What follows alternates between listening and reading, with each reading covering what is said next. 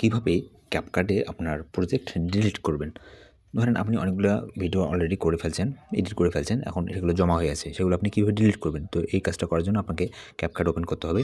CapCut open করার পর এখানে দেখতে পাচ্ছেন এই যে আমি এই প্রজেক্টগুলো নিয়ে কাজ করছি, এগুলো সব আমাকে এখানে দেখাচ্ছে।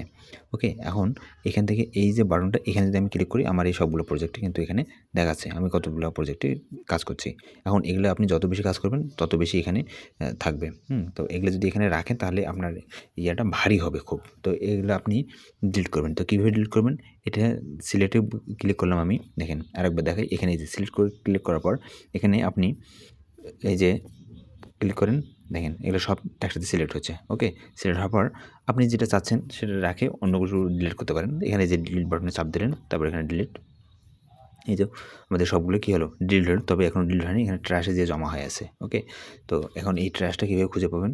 এখন এই ট্র্যাশটা খুঁজে পাওয়ার জন্য এই যে দেখেন, এই যে ট্র্যাশ, এই ট্র্যাশে গিয়ে আপনি এখানে আবার সিলেক্ট করেন। সিলেক্ট করার পর এখানে সব সিলেক্ট করেন। সিলেক্ট করার পর এখান থেকে আপনি কী করতে পারেন? কোনো কিছু যদি আপনি ভুলবশত ডিলিট করে ফেলেন, তাহলে এখান থেকে এই যে রিস্টোরে ক্লিক করলে এটা আবার রিস্টোর হবে। আর যদি আপনি এখান থেকে ডিলিট করেন তাহলে এটা সব পার্মানেন্টলি ডিলিট হবে। ওকে? এভাবেই মূলত আপনারা ক্যাপকাট থেকে প্রজেক্ট ডিলিট করতে পারেন।